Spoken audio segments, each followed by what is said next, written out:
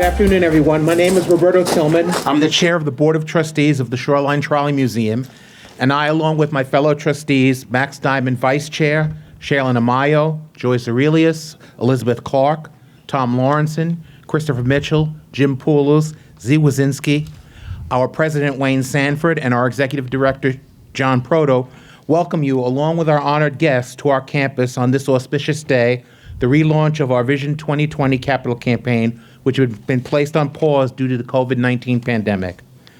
The Vision 2020 campaign will bring much-needed improvements to our campus, including fire protection for our magnificent collection, as well as improved visitor amenities. Vision 2020 is one part of the evolution which has been taking place at the museum. It builds upon our last campaign, Elevating the Collection, which allowed us to place our collection above the 100-year floodplain, protecting it from future damage such as we encountered from Hurricanes Irene and Sandy. Just a couple of weeks ago, the Board of Trustees adopted a new mission statement. The Shoreline Trolley Museum preserves and shares the social and technological history and continuing impact of urban and suburban public transportation systems by sustaining and operating historic vehicles on the oldest continuously running suburban trolley line in the United States.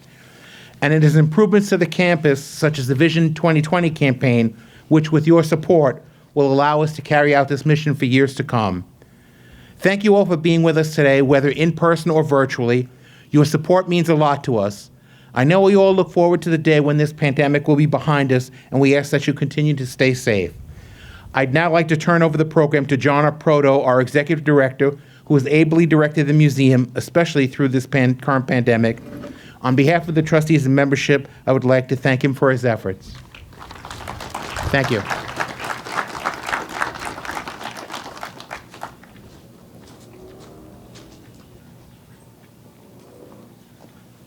Thank you, Roberto. For those of you present, our trustees have yellow borders on their name tags, so if you have questions after the presentation, any of them would be happy to help you. For those of you that are virtual via Zoom, you've been muted for the presentation, so please put your questions in the Q&A box. We'll try to answer them today, and if not, a follow-up video is going to be posted on YouTube within the next week. Also, for those of you present, please remember face coverings and social distancing is required while on the grounds. And if we have some technical snafus, the video will be posted on YouTube probably by Tuesday or Wednesday. And right now, I'd like to take the opportunity to introduce the Shoreline Trolley Museum's Development Committee. Under the counsel of Bob Ciro from RLS Consulting, this group of volunteers work tirelessly, tackling sometimes monumental tasks of fundraising. Without their expertise, perseverance, projects like this wouldn't be possible. They are co-chairs Judy Sitnick and Jeff Hackner, Alan Zalazzo, Frank Gentilesco, Terrence Elton, Mike Rizzo, Andrew Terhune, and Bill Richardson. If you folks that are here could just raise your hands so that you can get a well-deserved acknowledgement.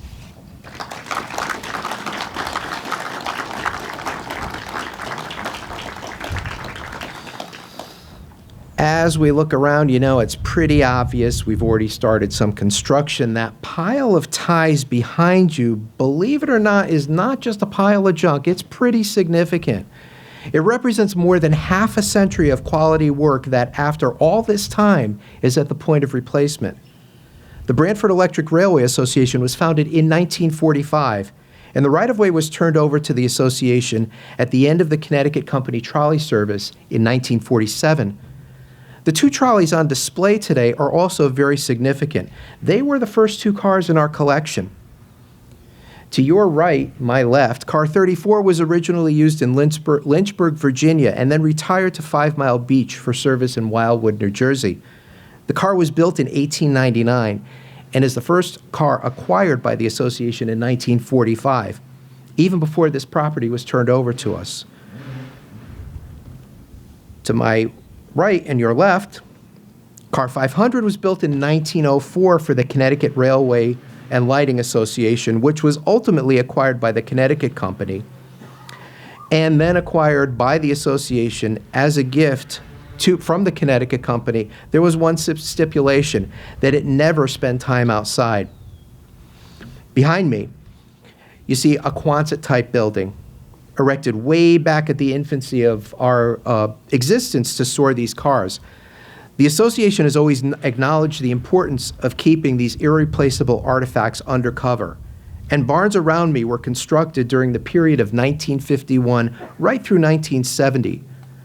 Barns and tracks were all hand constructed, along with the installation of switches, signals, and overhead power.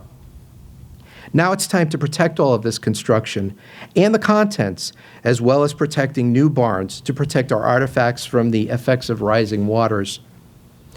I would be remiss right now if I didn't mention the key players who did all of this work so many years ago and who are still active volunteers and have been members for over 65 years. John Cola, member since 1948, who as a young man assisted in the transportation of all those yellow Connecticut Company cars from James Street in New Haven to the museum through the streets of New Haven while trolley tracks were still in place. Ron Parenti, member since 1949, who, among other things, spent thousands of hours here constructing the original trolley barns. John Stevens, member since 1953, who secured and restored several of the crown jewels of our collection. John Aurelius, member since 1953, who among many of the other volunteers, worked late into the night on track and trestle to avoid the blistering heat of the summer sun. George Papaga, member since 1954, who as a young boy found passion for the museum living right around the corner. George currently holds the title of Superintendent of Line, that overhead wire you see above you, and he still volunteers here at least 4 full days a week. By the way, I'm proud to say that 27 individuals here have held active memberships for over 65 years. For the gentlemen, our Keystones of Progress, who are here today, would you please raise your hands so that you get a well-deserved acknowledgement?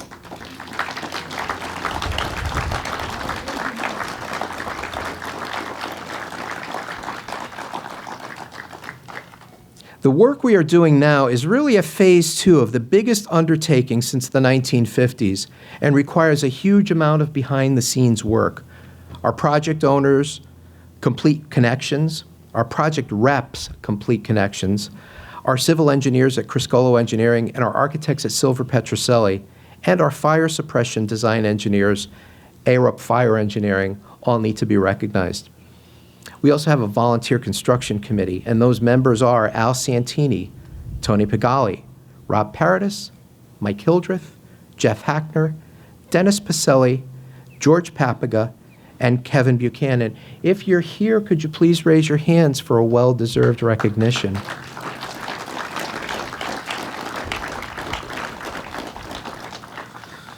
We're also blessed with the memory, hard work, and dedication of 2 additional key members of this committee who are no longer with us, Roger Adel and Les Abrams.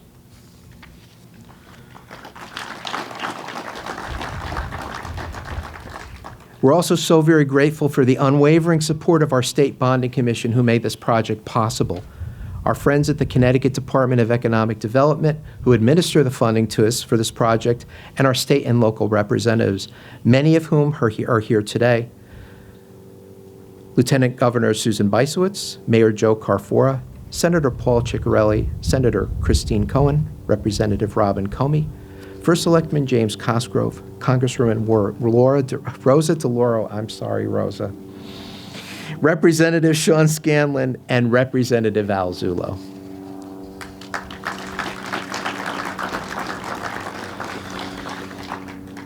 You know, this project really is not just about water, sewer, and fire protection. It's the reality of a dream that was conceived nearly 40 years ago. Through member, donor, and corporate support, Vision 2020 will allow us some badly needed infrastructure enhancements to our old campus, including public restroom facilities, barn and track repair, and the eventual relocation of our car restoration and maintenance facility to a brand new building. Additionally, at the end of this phase of the project, we will have a large, well-lit, ventilated display barn for our visitors. This is all thanks to our donors, members, and corporate sponsors who continue to be so very generous in their support. as our program gets underway, I would like to introduce via pre-recording John Stevens, Honorary Chair of the Vision 2020 campaign. Hello, everybody. It's good to see you here today. I'm sorry I can't be here myself, but you'll have my voice anyway. I've been involved with the Trolley Museum for a long, long time. Back in 1952, I'd been reading a railroad magazine about the museum. And in May of that year, I bought my first car. And later on in the year, I made a decision. I'm going to drive down to Connecticut and see what this museum's all about. So in the fall of 1952, I arrived on River Street and got down to onto the museum property, and that was not a particularly good time to see the place because at that time it had lost its power source and it was virtually dead. The remains of the second track were used for storing surplus equipment, and there weren't any barns on the site at all at that point. In 1953, I took out a membership with the museum, and I've been a member ever since. And 1954, I moved to the United States from Canada, and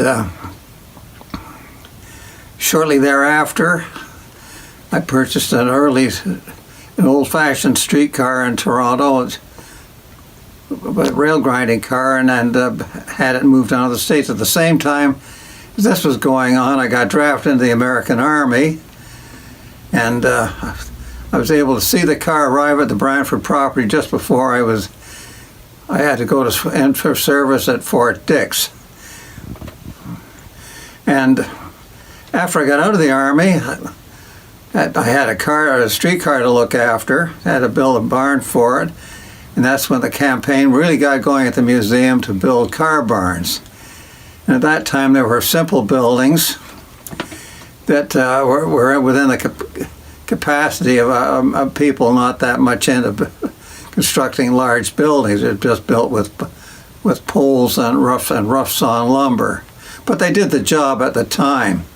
Of course, what we didn't know at that time, though, we were going to have problem from flooding because the land, the car barns, so the Trolley Museum, the land of the Trolley Museum was rather low, and every now and again floods would come over it.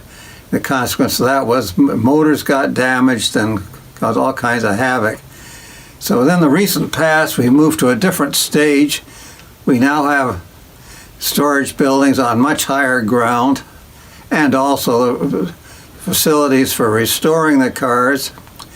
And now we're going to one further stage to be able to protect the cars better from possibility of fire, and also to make the grounds of the museum more friendly to visitors in that we'll have proper washroom facilities and that sort of thing. So things are really moving ahead. And we're at the stage right now of launching into a major fundraising project. And in the next year or two, we ought to have about the best trolley museum anywhere. Look, I am really looking forward to it. So thank you very much for coming, and we look forward to your future help. Thank you. Our next live speaker is former State Senator Len Fasano, who is also the honorary chair of Vision 2020 campaign.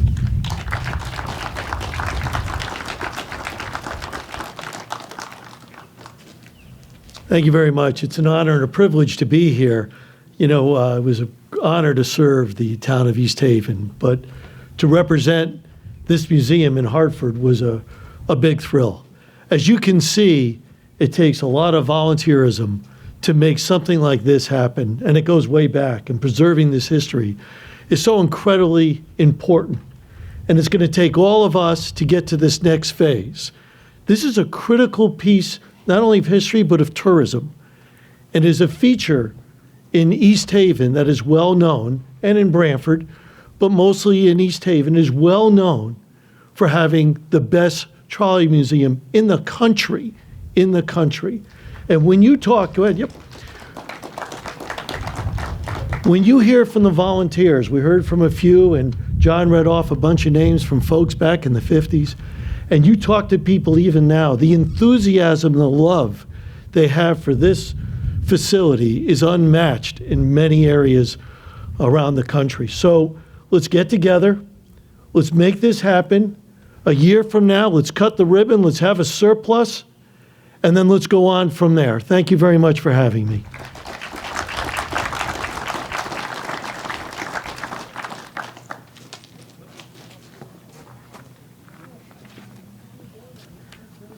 Thank you, Len. That was incredibly uplifting. I appreciate that.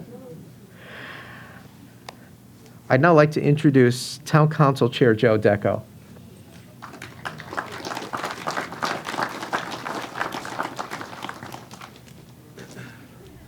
I thought I was going to trip on some of the rocks over there, but I did okay.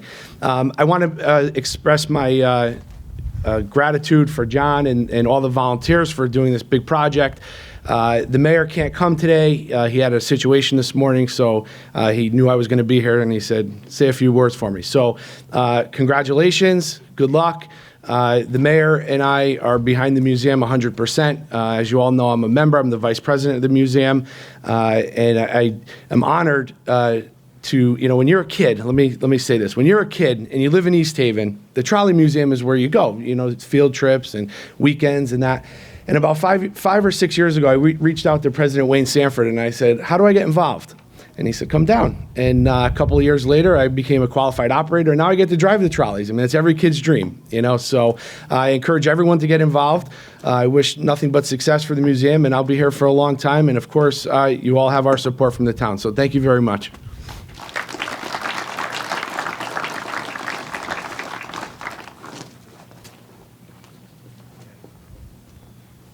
Thanks, Joe. Our next speaker, I would like to introduce our neighbor and very good friend, Representative Robin Comey.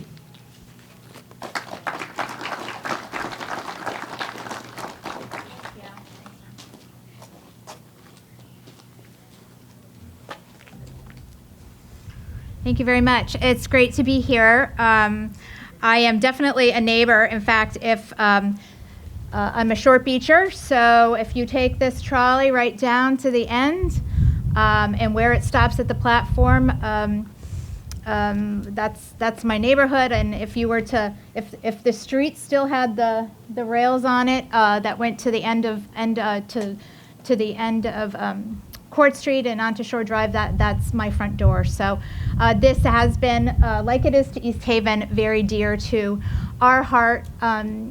We have, I've taken, been to numerous birthday parties with the kids, and additionally taken my scouts here, and you guys have always been so welcoming and educational. And I think that's the best part about the work that you're doing, is you're bringing history to life for folks. And I just thank you from the bottom of my heart. I'm so proud that you guys have received a DECG support and a grant from them. And I was here, maybe it was last year, where we were doing the Raise the Tracks, and someone who walks the tracks, a couple of times a month. I have noticed all the hard work that's been going on, and it's much appreciated.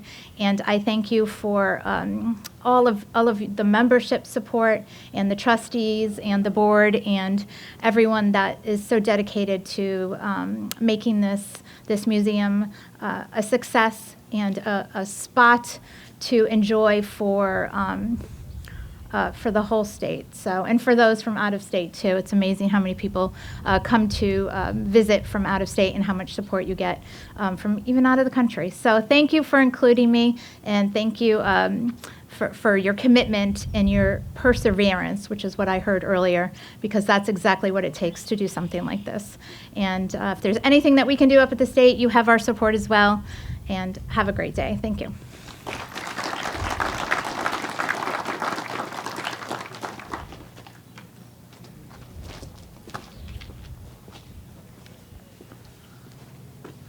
We are now honored and privileged to have a very special guest with us, Congresswoman Rosa Delauro.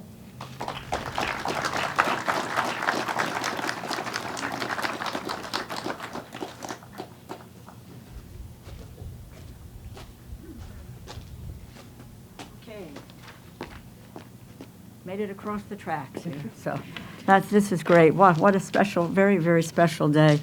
And I just feel, enveloped in the history and the lore of our great state and this great community. So thank you so much for the invitation to be here. And John, as executive director, you like to say, you keep the wheels turning at the oldest continuous running suburban trolley line in the United States. We are so grateful to you for that. You are a keeper of our history, so thank you so much. I would like to say a thank you to the Connecticut Department of Economic Development and the Urban Grant Program. These improvements would not have been possible without the DECD. So Joe Deco, thank you, Chairman of the Town Council. Just please say hello to the Mayor for me. Jamie, wonderful to be here with you from Branford. My colleagues in public life, and Len, good to see you here today. Robin, Joe, and thank you, Roberto, for your work here. So it is a project in which you you can reach out, and why would you not be interested in being engaged in this wonderful, wonderful effort? So the folks on the Vision 2020, a lot of effort. No one knows better than you when have gone into making the groundbreaking come to fruition. So let me thank you for all of your hard work in this effort. I have to tell you that I am old enough to remember the trolleys in New Haven. And as we gather in my office in New Haven, I have large photographs of trolleys which decorate that office. And it reminds me, and I'll tell you one very, very quick story, of taking the trolley with my folks and my cousins out to Savin Rock. And one evening, my dad took myself and two of my cousins, my cousin Marie and my cousin Joanne, the three of us on the trolley to head out to Savin Rock. Okay, well, apparently, and I don't really recall this, but my father told me this over and over again, we caused such a ruckus on the trolley that the conductor said, he said, I will pay you if you take them off the trolley. Now, literally, that is a true story. And my sense is, and I have a 4-year-old grandson who lives in New York, and I need to bring him up here, and my sense would be the same. When he would get on, it would be such a ruckus that we would have to get him off. So, but there's rich, rich lore attached to trolleys.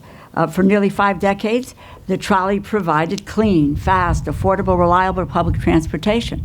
Families would take the trolley to shop for groceries, to go to work, to go to school, or to go out on the town for an evening. And the trolley made it possible for many families to realize the opportunity of raising their families in the suburbs, making it possible to live far away from urban centers of employment and yet commute easily and affordably. Anybody could ride for just a nickel a ride. And it was a great equalizer, if you will. And anyone could be mobile to get to the job, to get to shop. And that is why we need, and that's what you have been doing, is recapturing that spirit, recapturing that vision. And thankfully, memories like mine, and the wonderful period of our history can be kept alive. And you keep it alive. The Shoreline Trolley Museum continues to operate. It's a fine collection of restored trolleys over a 1.5-mile segment of the Branford Electric Railway, a portion of the line running via private right-of-way from East Haven through the woods and marshland of Beacon Hill to Short Beach, Robin. As the museum notes, they are removed from modern-day distractions and traffic jams. The scene seems nearly unchanged by the passage of a century. However, the trolley has not always remained this way. As a private automobile took rise, the convenience of a private vehicle proved a powerful deterrent for riders. Natural disasters, combined with increased operating costs, culminated in the brief cessation of service in the middle of the 20th century. But the groundbreaking today marks a new era, one where families can create new memories as we continue to renovate the lifeblood of our community. I want to say a thank you. Thank you to the volunteers, to the donors who give this project and this effort such momentum. And the new project will include the installation of water and sewer lines to the main area of the museum, but most importantly, fire protection for the over 100 vintage trolley cars, which have an average age of 110 years old. So I was honored to be asked to share today with all of you, happy to join you in how we can best really help each other and our children and our children's children. Please let us continue to help people remember. We need to remember the past. We need to understand it if we are to appreciate where we are today. So let us celebrate this groundbreaking. And once again, many, many thanks for the invitation and including me in today's festivities. Thank you.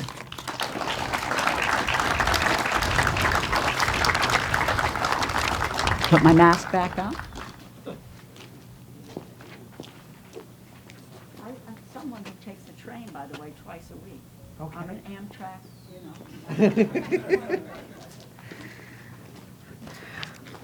Congresswoman Delauro did her homework, and there was a lot of educational aspects to her speech, and that's what's going to sustain us for the next 75 years is our educational value to the community and to the country. Next, I would like to introduce, who is up next? Oh, Representative Joe Zulo.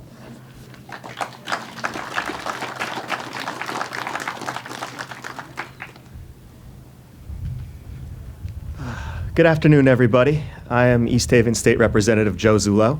I represent the 99th District, which encompasses most of East Haven, and it's a pleasure to be here today. They gave me the hardest job today, following Congresswoman Rosa Delauro, but they did that for a very specific reason. And Congresswoman, I'm just going to spring it on you now. One of the most important jobs that we do as legislators in our capital is we lobby for our towns and for the assets in our towns. And so in her new role as the chair of appropriations, everybody just keep that in mind with her here today. We have a great asset. We want to continue to protect and expand it. It's always in good fun, Congresswoman. It's a pleasure to have you here. Senator Fasano hit the nail on the head. He emphasized the fact that this great asset in our communities that we share with Branford, it does two things. It promotes historic preservation and the great things that come from that. We heard from Town Council Chairman Deco, who just said, we all grew up coming here. He preserved that memory by getting involved, and that's what this organization does. It preserves these tremendous resources, these tremendous assets for future generations to enjoy. And the second thing that this great asset does is it promotes tourism. And one of the things that was most impacted by the COVID-19 pandemic was tourism throughout our state and throughout our country. And as the longest running electric rail line in the country, we are one of the greatest tourist assets in the country. And so it's great to have this organization continuing to promote it, to expand it, and to preserve it for future generations. I'm so proud to be here, so proud of our state for continuing to bring money to this great organization. Looking forward to seeing all of the great things it continues to do. So thank you for the opportunity today, and congratulations to everybody who's been involved and who made this a success. Thank you very much.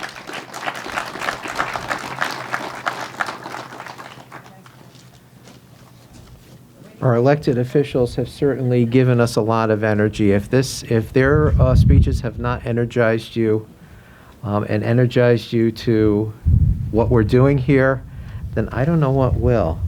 But now I'd like to introduce our president, who has been with us for a very long time through an awful lot of hardship, including two major hurricanes that are supposed to only happen once a century, that actually happened one year right after the other.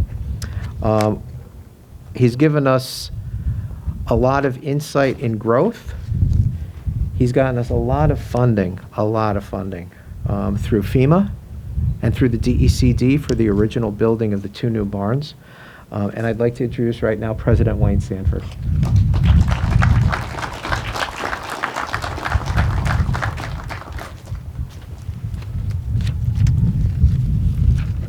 You know, by all rights, we have no right to be here today, because 9 years and 8 months ago to the day, you all would be underwater.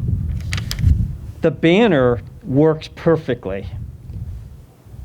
The bottom of the banner is pretty much the height of the water that was here in Irene and Sandy. Car 775 was sitting right over here on the track. We thought it would be safe. It wasn't. It was totally inundated with water. So if you think back almost 10 years ago, and 4 feet of water here, I can tell you walking through the Trolley Museum the next day was devastating. To see the debris all over the place, to walk in the shop and see all the equipment that was underwater, and then to look at all the trolley cars flooded. Only 3 cars, 97 cars were flooded. Only 3 of them were operational the next day. When you think back and look at that, we probably really don't have a right to be here, because by all rights, the leadership of the museum probably should have said, let's close the door, when you think back how bad it was. However, the Board of Trustees were very bold 10 years ago, and they did something very important. Prior to that, the Board of Trustees looked in at the museum. After the storm, they turned around and they started looking out. They started looking at one of the greatest things that this museum has, and that are the 2 communities that surround the museum. And I can tell you that when we started looking out, there were 2 people that were really instrumental in making the change. And one of them was the first selectman of Brantford, Unc DeRoss. And Unc, he was just like unbelievable. He picked up the phone and called the governor. We had a meeting with the governor, and we had a promise from the governor to visit here. Jeff Hackner and I took the governor down the line on a trolley car.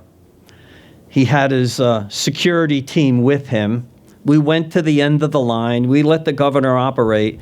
And on the way back, we stopped the trolley car. You should have seen the security agent. What is going on? And it was there, sitting on the track, that Jeff and I, through Unc DeRoss, asked the governor for support. And the governor gave us that support. That's what made the difference for this museum, was the Board of Trustees turning around and looking out. And when you look at what we've accomplished so far, 2 beautiful buildings up on the hill, they're at the 500-year floodplain, so that puts them about 12 inches higher than the required FEMA height for the buildings. 37 cars have been rebuilt. 37 cars have been rebuilt, and rebuilt to a level that we probably never could have seen as the museum. Think about every one of those cars has 4 motors. The motors have been taken out from under the car, including this car. The motors have been sent out, including this car, and rebuilt here in the New Haven area by local electrical contractors, and then reinstalled back in the car, and the cars are now operational.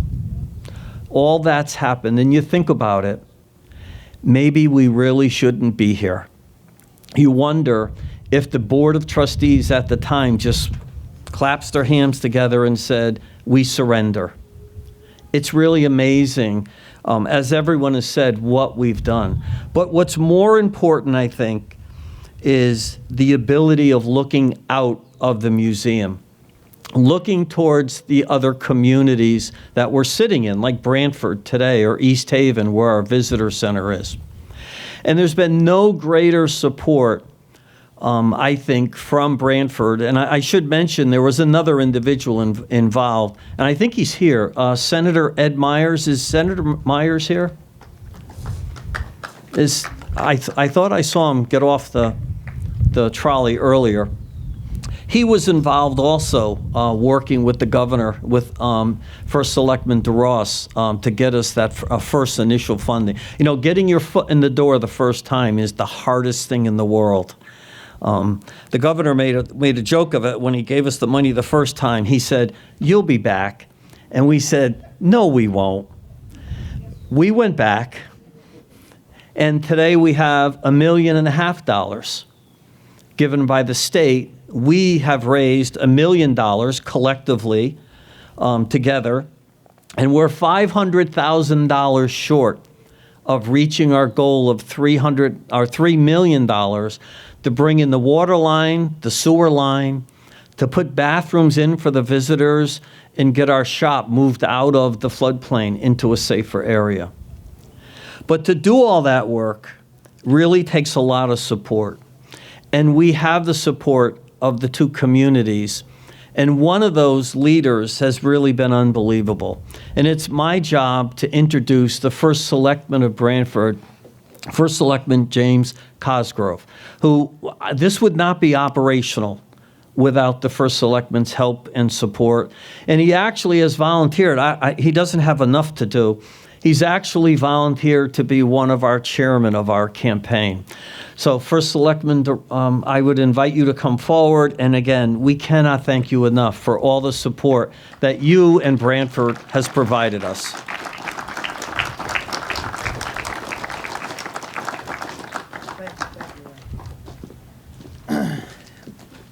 Thank you, Wayne, and it is an honor to be here, and certainly a privilege.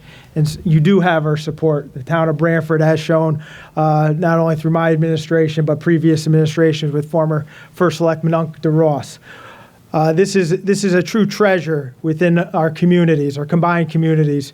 Although the museum's in East Haven, the rail tracks in Brantford, but yeah, you can't have one without the other.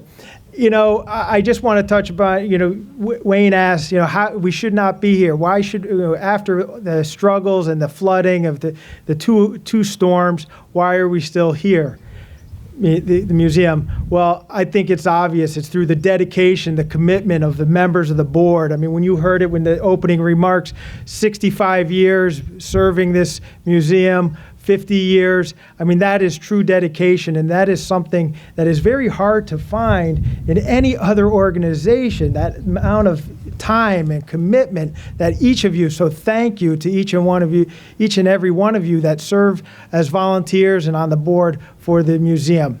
You know, there's been a lot of discussion and talk and reference on the protecting and the preserving, but I think we also have to look at the third leg of this campaign, the progress. This is about progress, not only for, as touched upon through the previous remarks, of economic development through tourism, but also I think also needs to be mentioned is the education component and the inspiration component of this. But this rail line that we're talking about, and there's still those who come down to learn about the installation and the construction of rail and the trains that'll happen, and through the, you know, our investment in infrastructure, this is still relevant. This is today, this museum. It's not only a look back, but it's an inspiration to where we can go as not only a community and a state, but as a country. So I thank for each and every one of you for carrying that on. It's an honor to be a part of this. Thank you. Thank you once again.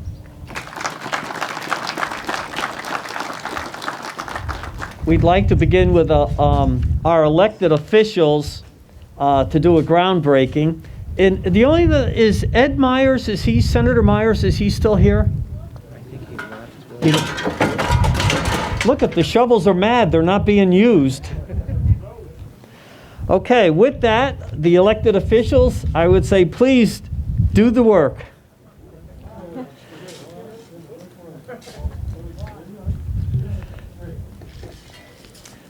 Very nice. Thank you.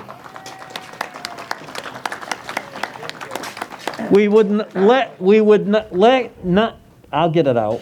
Next, we would like to invite the Development Committee forward.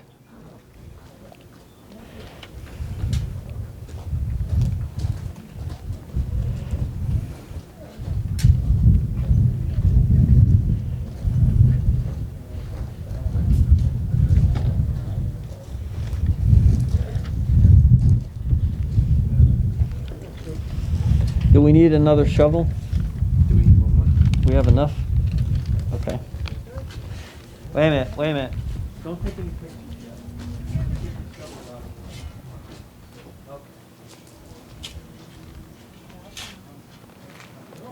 One, two, three.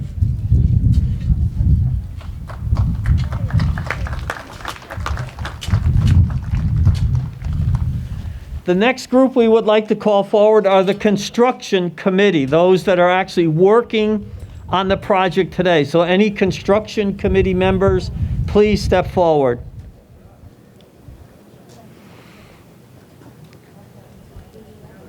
No? No?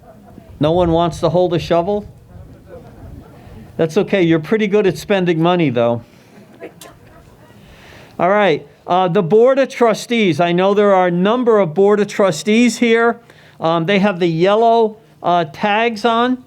Please, the members of the Board of Trustees, please step forward. 1, 2, 3.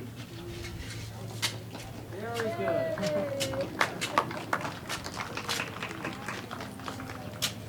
Last but not least, at least temporarily, we would like to invite all of the donors for this program forward. You are the people that make it happen. So you are the people with the red tags or red border. So if you have a red border, please come forward. I don't know if we'll get it all in one batch, but we do have 15 shovels altogether.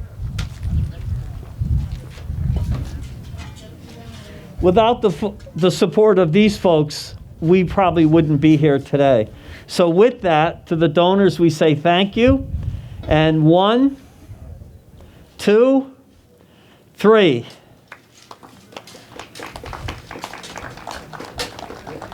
Very nice. Thank you very, very much. We're going to leave the shovels in the dirt. If anyone else would like to take a picture, you're certainly welcome to do that. We would like to thank everyone for being here today. Close it out. You can close it out. Yeah. Sure? Yeah, we're done. Yeah. Oh. Go ahead. And so on behalf of everyone here at the museum, the trustees, the construction committee, the development committee, thank you very much for your support. Hi, Bob.